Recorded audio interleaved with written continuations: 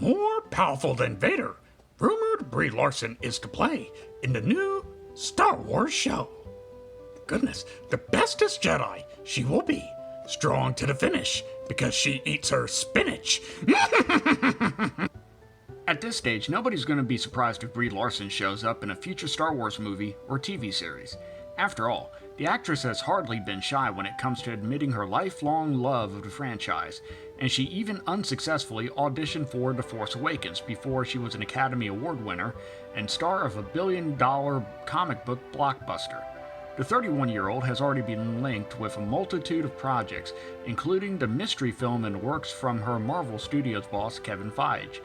While there's also near constant talk that she's high on Disney's list of candidates when it comes to casting the next major female lead for a galaxy far, far away. So far, nothing's been confirmed just yet, but a recent rumor has claimed that the Captain Marvel star will play a Jedi named Maeve in a Star Wars series set in a brand new timeline that would see her character established as being more powerful than Darth Vader and Rey combined. The plot will reportedly focus on her tracking down a mysterious MacGuffin that controls the very essence of the Force, while there are naturally bad guys hot on her tail. Unsurprising, indeed.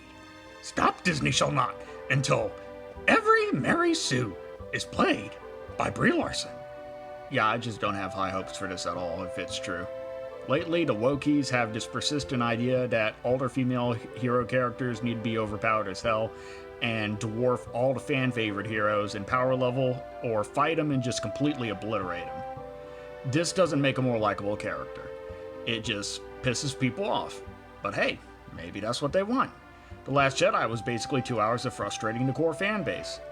Perhaps, instead of destroying their franchise, a better use of their time, I could offer Lucasfilm and Raylos. Tossing my salad!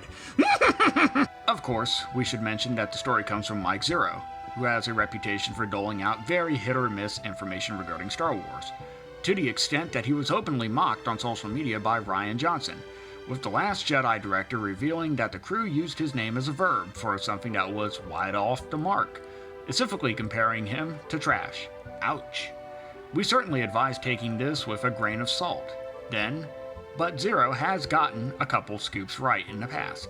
And the more we hear about Brie Larson's affinity for Star Wars, the more it feels like she's destined to play a role in the beloved sci-fi universe one day, in the not-too-distant future.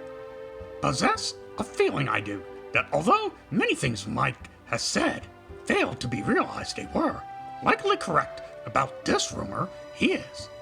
Yeah, I got that feeling too. I really hope they don't pull another Captain Marvel and have Brie play another stiff-faced broad whose only purpose is to show the audience that Goku can't solo her.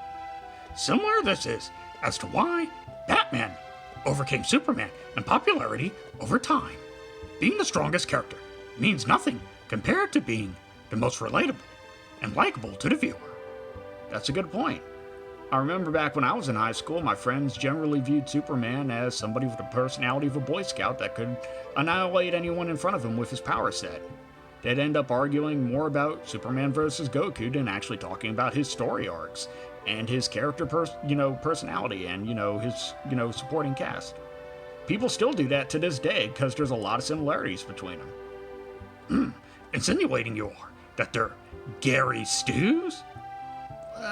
Maybe in the past, but over time, Superman at least has gotten more fleshed out, and some of Alan Moore's arcs for Superman are incredible, along with the Justice League cartoons.